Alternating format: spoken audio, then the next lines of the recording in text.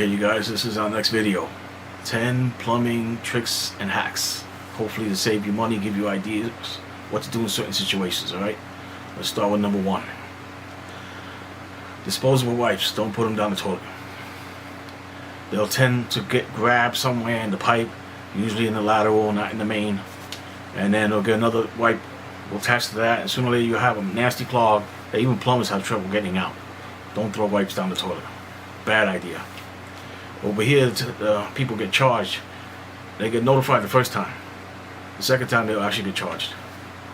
Okay, you have no PSI in your faucet, but you have water pressure everywhere else. Usually the case is the aerator, which goes on the tip of the faucet. It's threaded on, and you basically just take it out, clean it, or most likely put a new one. Is a better deal, and you'll end that problem. Speaking of aerators, I've had a tenant this week said they had white water coming out, so we basically had to change the aerator because the air to water ratio was messed up a little bit, and that ended that problem right away. So she was kind of grossed out about it.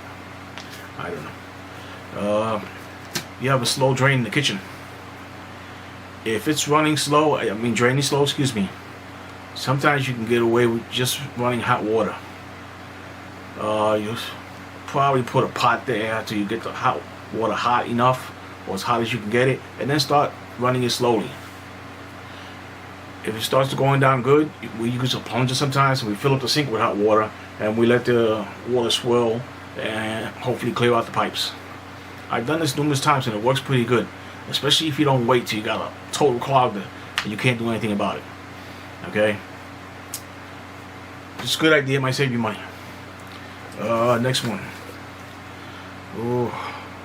Old toilets. If you got an old toilet and the jets are clogged where the water comes out, old plumber's tricks are actually using dishwashing liquid. I forgot how long ago I learned that.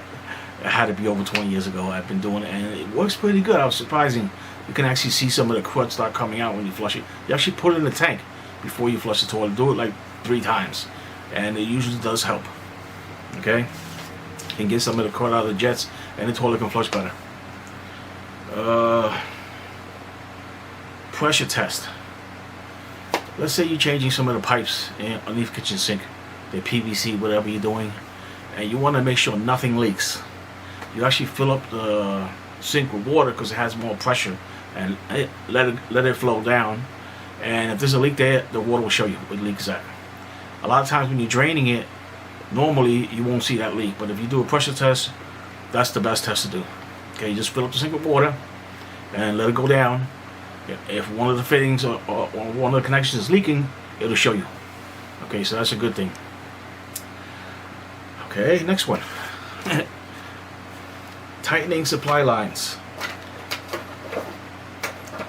I've seen people take supply lines like this, and when they go to tighten it, they turn it and the whole line turns. You want to keep the line still and just tighten the nut. Okay, because the rubber inside isn't like they used to be in the old days. It's a lot smaller, a lot thinner, and you can actually destroy it doing that. So just tighten the nut and keep the line steady. Sometimes you have to use 2 channel locks to do that. So another trick. Why do toilets sweat? It could be warm in the house, but it's usually the toilet keeps running. The flapper is outdated, it's old, it's letting water go down to the bowl, and the fill valve keeps filling up the toilet. So that's one of the reasons why you would see a toilet sweat, because it's constantly running. Okay. This is a really good trick. Learned this one a long time ago too. I don't even remember when I learned it. Who showed it? Actually, I do remember who showed it to me. I learned it about 10 years ago. A gentleman I was working in the building showed it to me. I was there, and the water didn't shut off, and I didn't know what to do. So,